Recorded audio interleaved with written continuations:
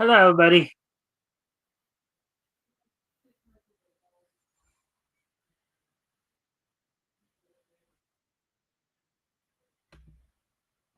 All right, welcome to the Mikestand. Today is Friday, May the it's Friday, May the 16th, 2025. I am a little late. Just had some stuff I was taking care of, so before we got started in the show. So, anyways, as always, we're gonna just wait a few minutes, give people a chance to come in. If you haven't already, if you guys can help out by liking and sharing the stream, see if we can get some more friendly people to engage. That'd be appreciated. Also, if also if also as if anything grabs your attention we talk about, feel free to comment and or ask questions, and I'll try to answer the questions to the best of my abilities. So, anyways, we're just gonna let me just take care of some things real quick here, and then we will let's see if I can get the word out a little bit more here.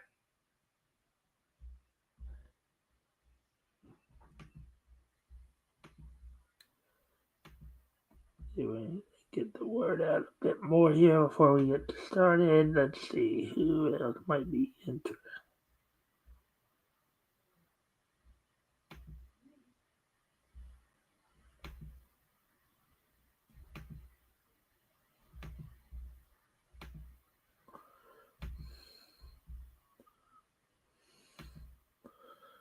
All right. Well, anyways.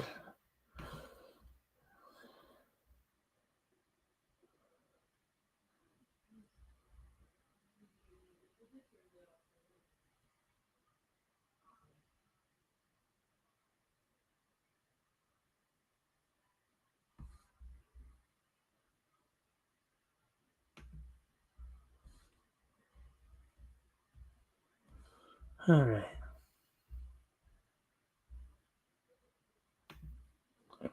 All right. So, anyways, we now, of course, let's see now. As I said, we're just waiting on some more, see if more people show up.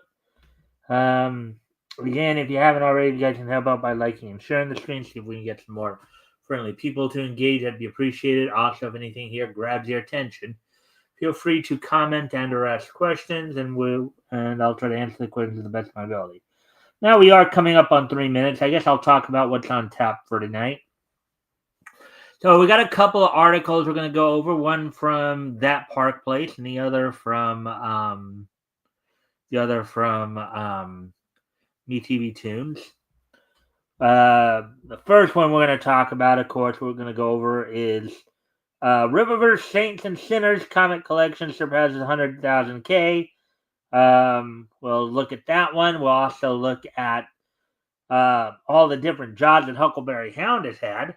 But actually, before I do all that, I do need to step away from the camera for a moment. I'll be right back. Let me put some music on for you guys.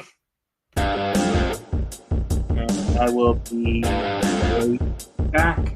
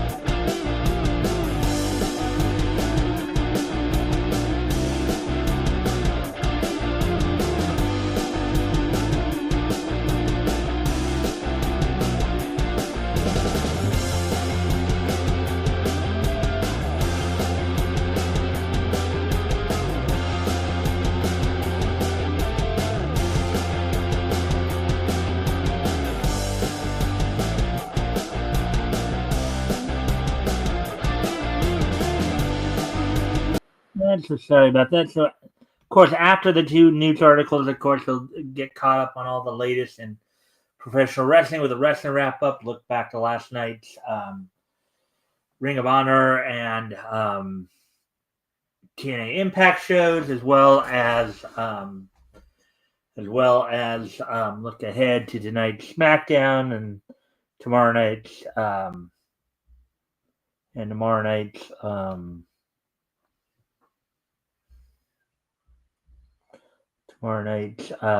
Collision, AEW Collision. So with all that, and then we'll wrap things up, of course, with this day in each history. So with all that being said, why don't we go ahead and get going on the news items?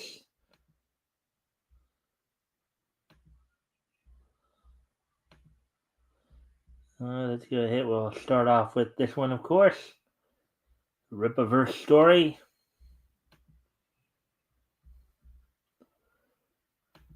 All right, so here we go.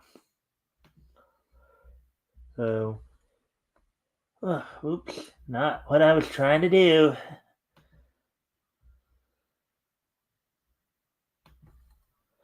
All right, Rippaverse Saints and Sinners comic collection surpasses $100,000 in first day.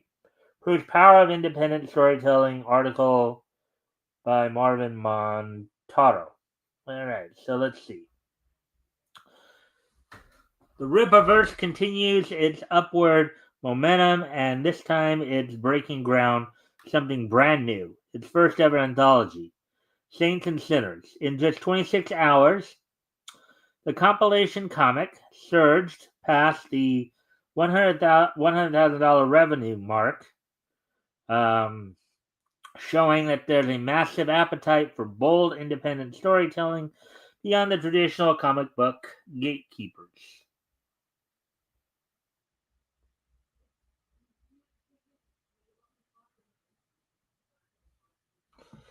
As of this writing, Saints and Sinners has racked up over $144,000 in sales and 4,064 books sold.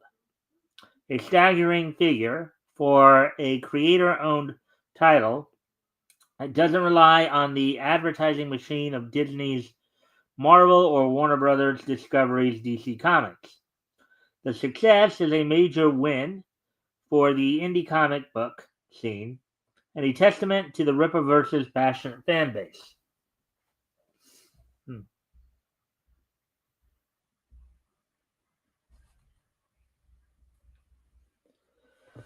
Described as a collection of 6 unforgettable tales that explore the gray areas of morality, Saints and Sinners delves into stories of vengeance, obsession, redemption, and the supernatural. This is not the safe, sanitized storytelling you find in the mainstream. This is a universe teeming with mystery, divine forces, and characters who operate far from the conventional superhero mold.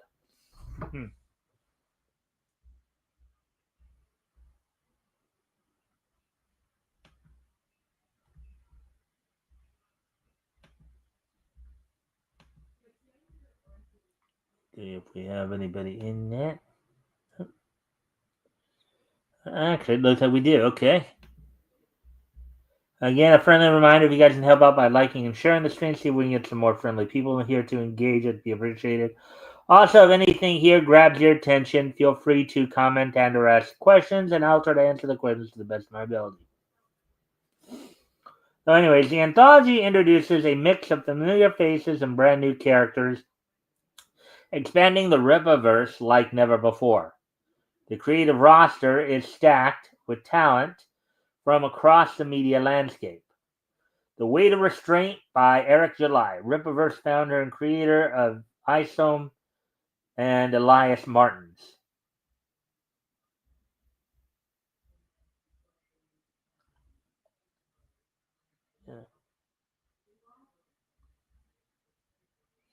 Chasing Ghosts by Heel vs. Babyface and Diogenes Neves.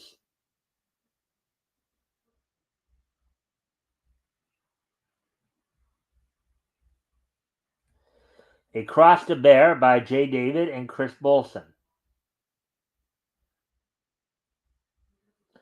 Bone God by Callum Edwards, aka Mauler, and Will Conrad. The Underdog by Jen and Sylvia Soska and Cliff Richards. One Little Push by Will Jordan, The Critical Drinker, and Carlos Reno.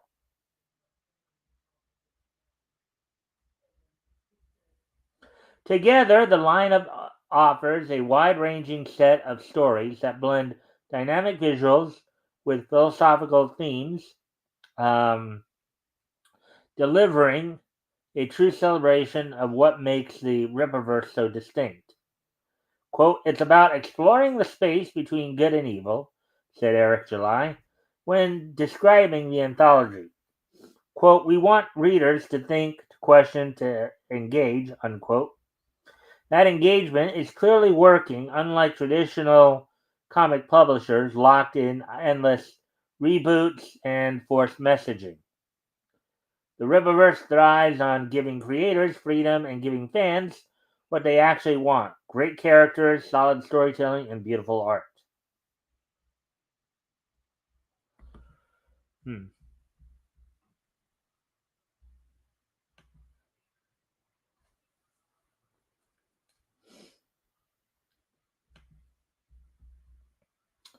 Whether you're a longtime supporter or a curious newcomer, Saints and Sinners looks to be a pivotal entry point into the ever-growing Rippaverse mythos.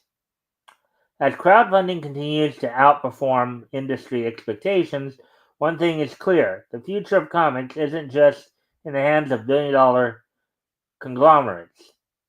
It's also in the hands of creators brave enough to do it on their own terms. Are you going to pre-order Riververse Saints and Sinners? Sound off in the comments below. All right. That one went a little bit quicker than I thought it would. Hmm. See any comments? Nope, I guess not. Alrighty then. So I guess then we will move on to, of course, the next article we're going to go over here on Me TV Tunes.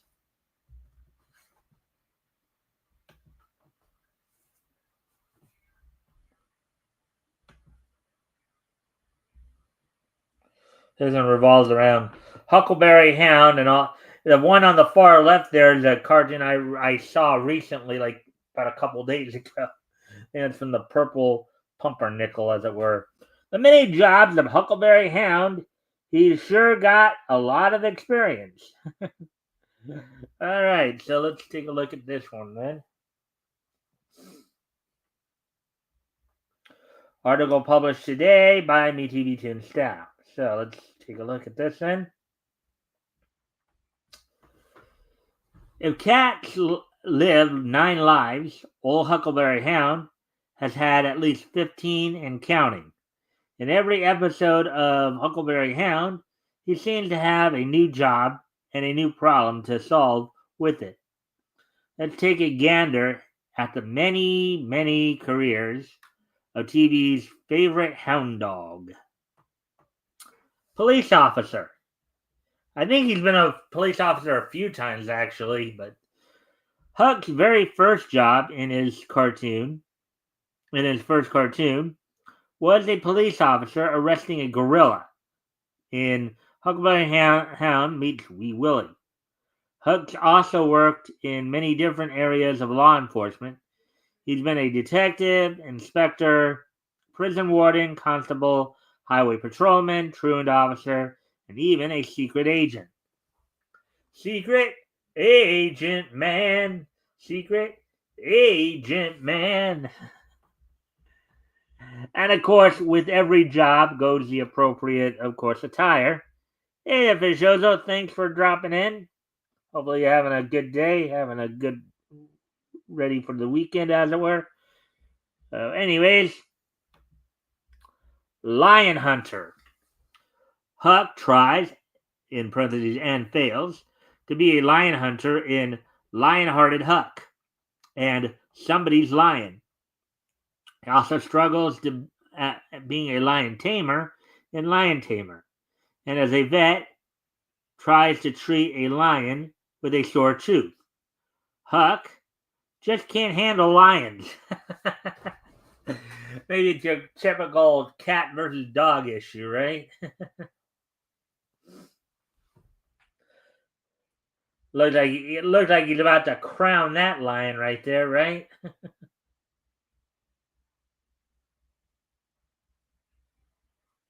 Knight.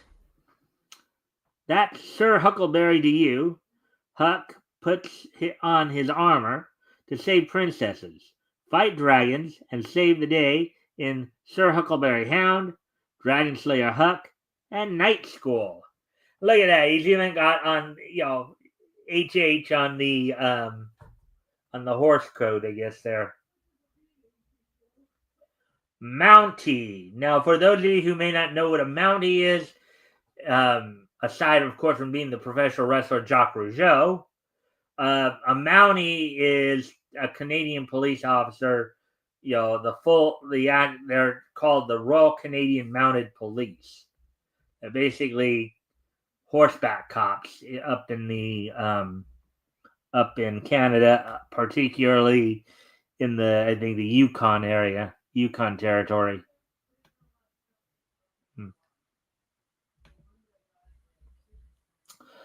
Huck's one-hit wonder was his stint as a Canadian Mountie in Tricky Trapper. Cowboy. Perhaps the most fitting job of all, Huck works as a cowboy in Hustler Rustler Huck, where he saves a herd of cows from being stolen. The show followed a similar plot in Sheep Herders, where Shepherd Huck protected his flock from a couple of foxes.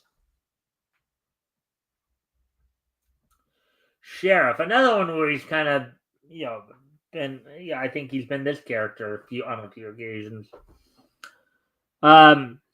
Sheriff, he's been a police officer, he's been a cowboy, so naturally, Huck is a perfect fit to be an Old West sheriff.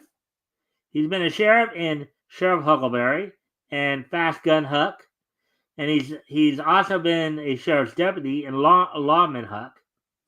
And then I think he had obviously the Old West feel in his feature movie, The Good, the Bad, and the Huckleberry Hound too, in the 80s. Farmer, number 7 here. In Cockadoodle Huck and Two Corny Crows, Huck works as a farmer, but he doesn't do a lot of farming. He spends most of his time chasing away crows. Fireman. Look at that with the fireman's helmet on. Just like when he was a farmer, when Huckleberry Hound is a fireman, he doesn't put out any fires. Instead, he saves or tries to save a lot of cats stuck in trees. In Fireman Huck and Ladder. Pilgrim, number 9 here.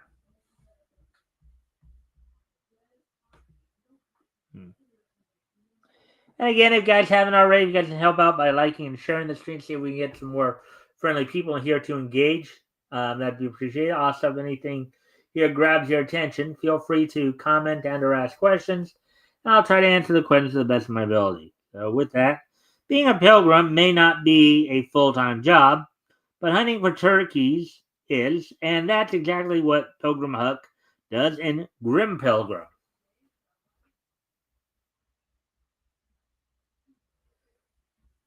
Dog catcher. Oh yeah. Kind of remember this one. Yelp. Number 10 here. This one will raise your eyebrows. In Nuts Over Mutts, Huckleberry Hound, a dog, being a dog catcher to catch other dogs, is this a betrayal of his fellow mutts? Yeah. Why is Huck seemingly elevated in status lorded over the other dogs. Um, Regardless of the confusion, Huck takes pride in his position and sings, "Oh, my darling canine friends, if you're lost or if you're homeless, I'll come and rescue you." He considers himself a lost dog's best friend. Ah, so he's just trying to find, homeless dogs a nice home. That's basically what his goal is. Hmm. Admiral, number 11 here. Huckleberry Hound doesn't go on a lot of sea themed adventures, but when he does, he's the man in charge. He works as an admiral of the British fleet, tasked with capturing pirates in Jolly Roger and Out. Mailman. Oh yeah, this is another one. I think he's done a few. Most dogs chase the mailman, but Huckleberry Hound is the mailman.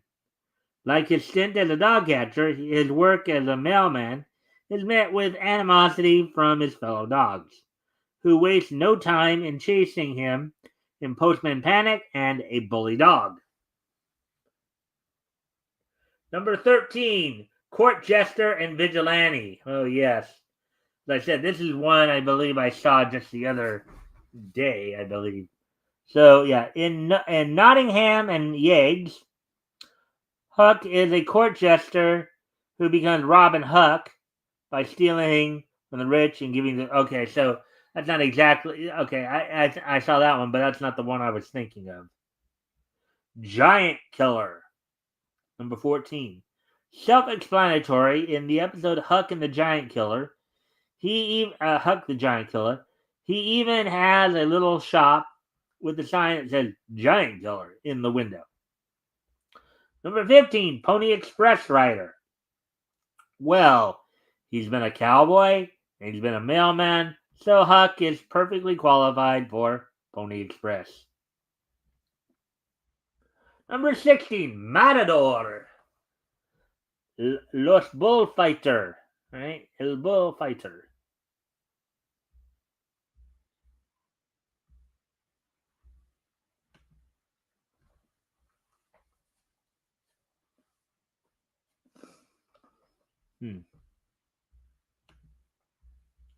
Toro, Toro! Huck tries his hand at bullfighting in Bullfighter Huck, but is no match for the bull. Chemist. Look at that right there. If you fail at bullfighting, number 17 by the way, and lion taming, why not take a swing at science? Professor Huck is tasked with saving mankind from mutant Idaho potatoes in Spud Dud.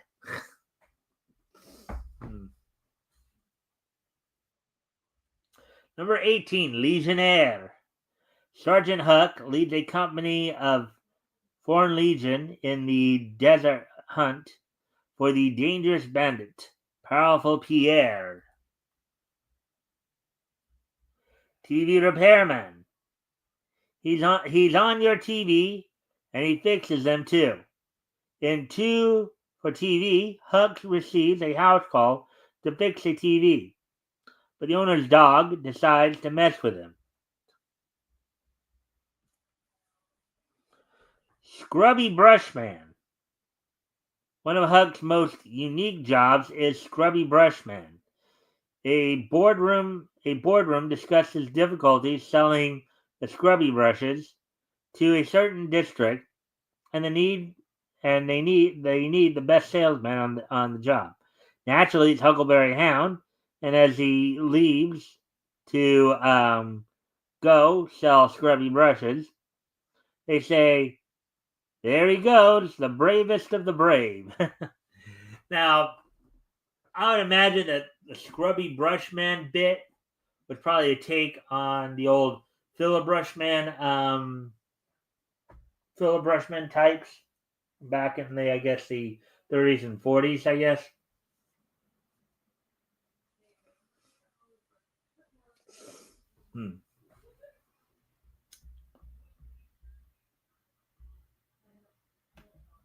Anyways, as we continue on here.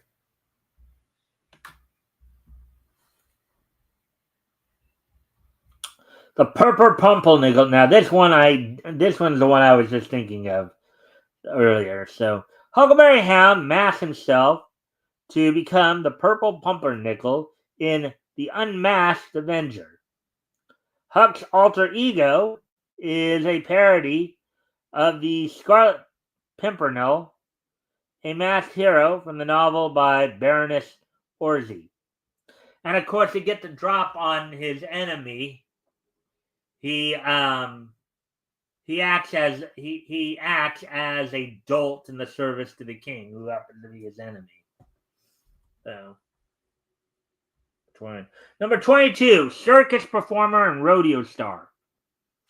As the host of the Huckleberry Hound Show, Huck plays a circus ringmaster at the beginning of every episode, but he stepped into the role for Huck Hound's Tale. In the episode, Huck's great-great-grandson asks him to tell him the story, and Huck regales him with the take on how he tried to save the Wild West show. Watch the Huckleberry Hound Show on MeTV Tunes Monday through Saturday at 6:30 p.m. Eastern, 5:30 p.m. Central, and 3:30 p.m. Pacific. There you go with that. Oh, we went a little too far there, but anyways.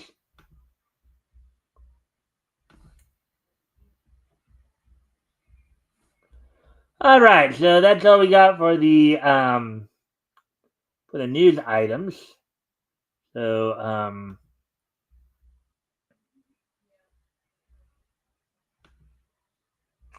so we'll get ready to move on to the wrestling wrap up. As I said, we'll look back to last night's Impact and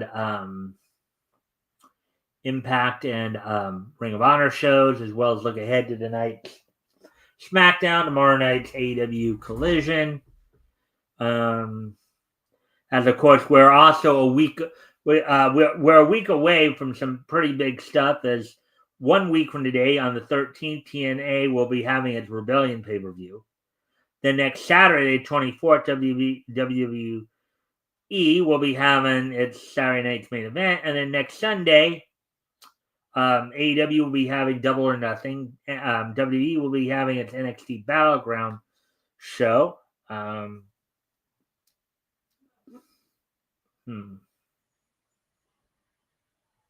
And I believe that will be it there. So, but anyways, let's first off look back to last night's shows that were on.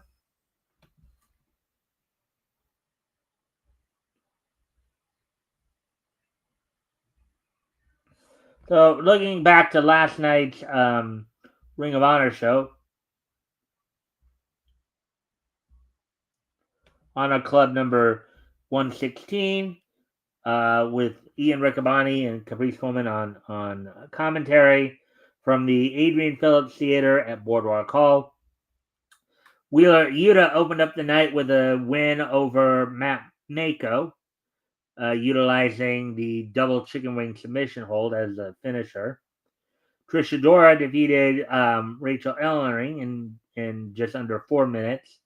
Their single event. Then you had a tag match pitting the frat house duo of Griff Garrison and Cole Carter against the Dark Order of Alex Reynolds and Evil Uno, in which the frat house won.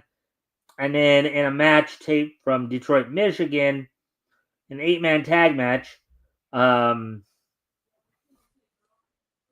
sons of current Ring of Honor World Tag Team Champions, the Sons of Texas, Sammy Guevara and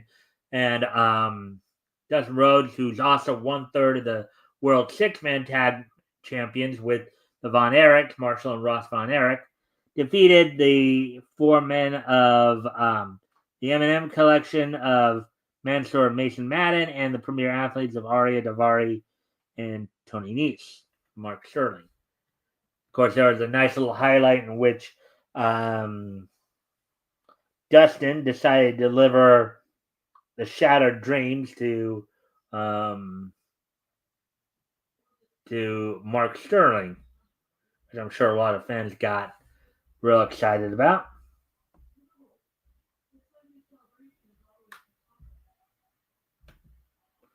So, anyways, now of course moving ahead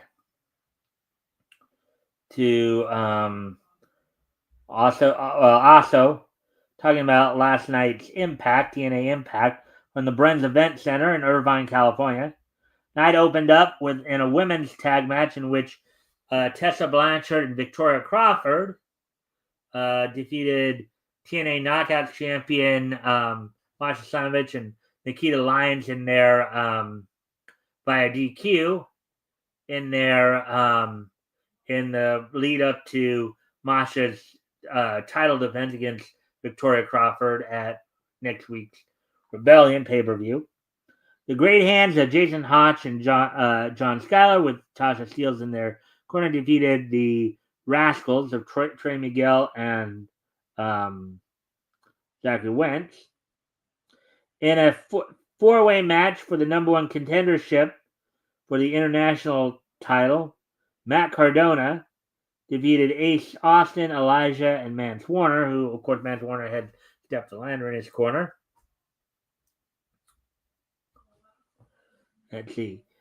In her in-ring debut for TNA, Indy Hartwell defeated Kelsey Heather. Zaya Brookside defeated Rosemary via DQ. And Jeff Hardy defeated Nick Nemeth in a singles match. Now this match was set up. This main event was set up by the fact that the Nemeths would give the Hardy Boys their contractual rematch, but it would happen at next week's Rebellion, which is up in Canada. But due to Jeff's legal issues, he cannot cross the border. So last week, what happened last week was that Santino Marella had given basically said that Matt could pick a mystery partner to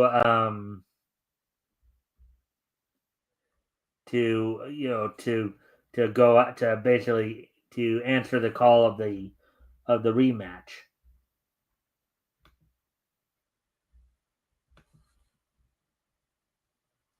So now we're going to go ahead and look ahead to tonight's SmackDown as WWE continues to build, of course, towards both next Saturday night's main event, as well as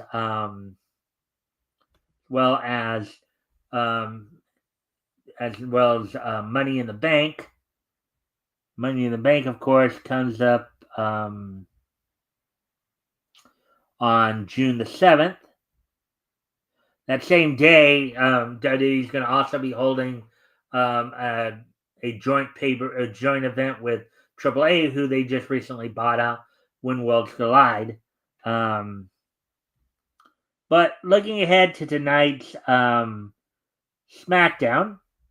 from Greensboro, North Carolina, from the Greensboro Coliseum. It looks like they don't have any matches. So, anyways, we'll see more of what's going on tonight. Now, for tomorrow night's AEW Collision, kind of day 2 of their Beach Break event. The night will open up with AR Fox challenging Don Callis family's Kyle Fletcher. Megan Bayne takes on Anna Jay. Megan Bayne will have Penelope Ford in her corner. Anna Jay will have Harley Cameron in her corner, as of course this has been a feud brewing for the last few weeks. The Don Callis family members of Lance Archer, Trent Beretta, and Rocky Romero, Beretta and Romero, also known as Roppongi Vice, be taking on Bandito, Tomohiro Ishii, the current strong openweight, in New Japan strong openweight champion, and Brody King. Mike Bailey takes on Blake Christian in a Chicago street fight. Now, by the way, tomorrow night's collision takes place in the Now Arena in Hoffman Estates, Illinois, by the way. In the Chicago street fight, the Gates of Agony of Bishop Khan and Toa Leona take on the Learning Tree duo of Big Bill and Brian Keith. In the number one contenders match for the AEW World Tag Team titles, the Sun and as I understand it, the winner of this match will be taking on, I believe, be challenging the Hurt Syndicate at next Sunday's Rebellion. The Sons of Texas, Sammy Guevara and Dustin Rhodes, are also the Ring of Honor World Tag Team Champions, will be taking on the Crew of Action Andretti and Leo Rush. The main event will see Powerhouse Hobbs take on Wheeler Yuta, as Wheeler Yuta looks to get some revenge on Hobbs for putting him through a table on Wednesday night's Collision. That's all we got for the wrestling wrap-up tonight. Let's see what time it is here. 37. Okay. So what else do we say?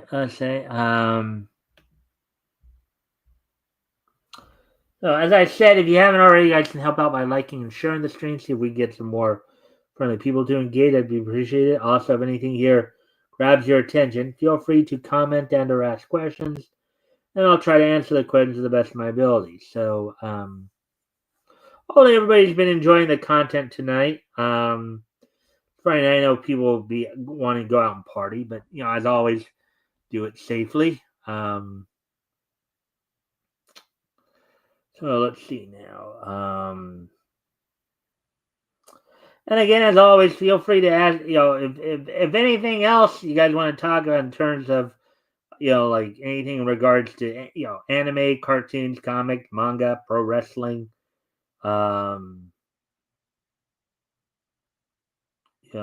Feel free to ask or comment on anything. As you guys saw last night, a guy asked about the song, the Jet Screamer song from the Jetsons episode. So I'm always open to answer any trivia bits if you guys have those.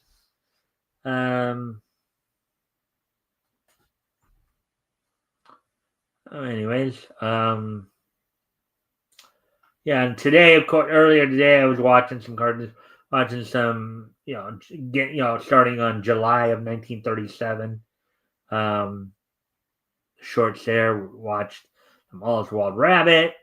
Let's see, Farmer Alfalfa, Meanie Miny Mo. So, let's see now. La la la la la la la la la la la la la la la la la la la la. Little Smurf music there for you. Let's see now. All right. So, anyways, I guess I will then start to get ready here to move on to this day in each history. So with that, with today being Friday, May the 16th, 2024, let's take a look back at this day in each history. History! So, first off, I'm going to head back to the year 2001, 24 years ago today, as on this date back in the year 2001, 2001, the 75th and final issue of Generation X from Marvel Comics went on sale on its date back in 2001. Sold for $2.99, was 48 pages. The The story was called A Brand New Day, written by Brian Wood, penciled by Ron Lim. Sandu Flores did the inking. Lettering was done by Richard Starkings, and Jennifer Schellinger did the coloring. So on this date, 24 years ago today, the 75th issue of Generation X from Marvel Comics went on sale on this date. So anyway, so let's see.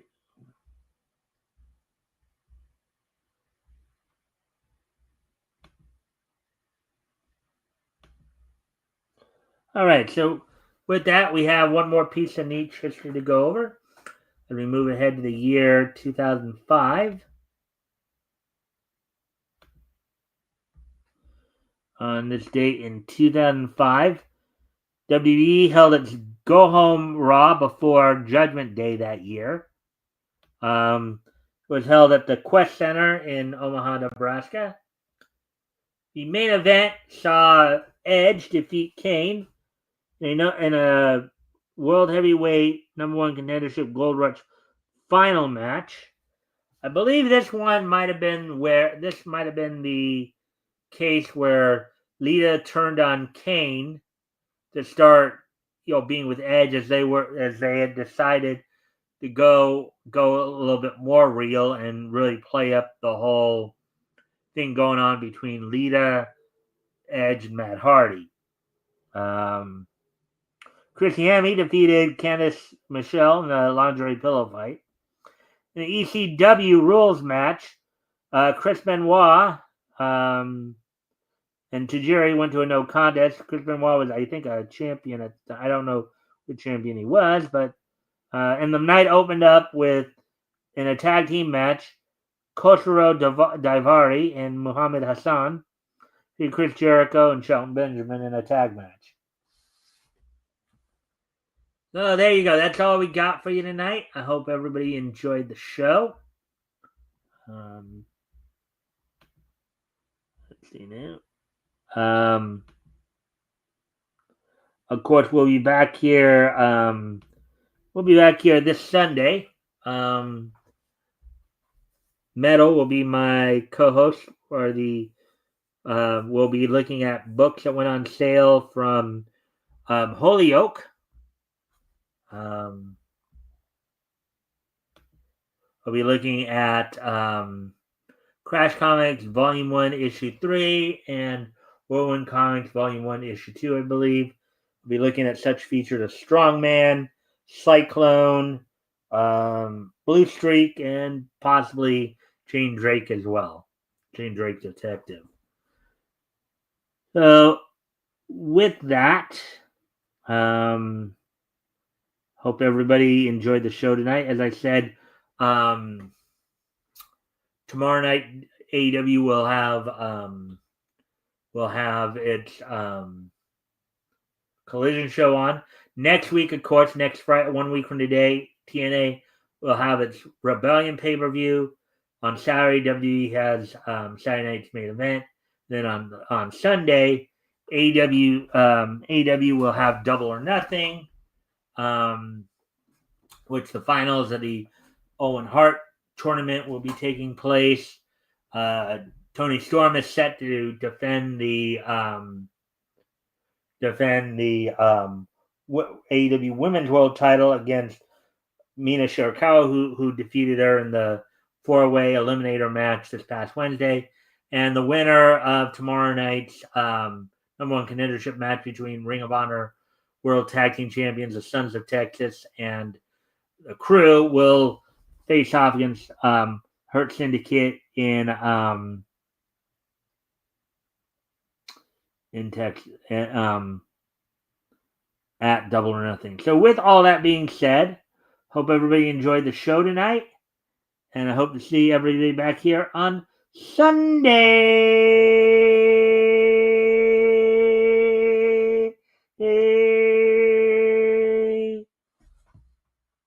Bye.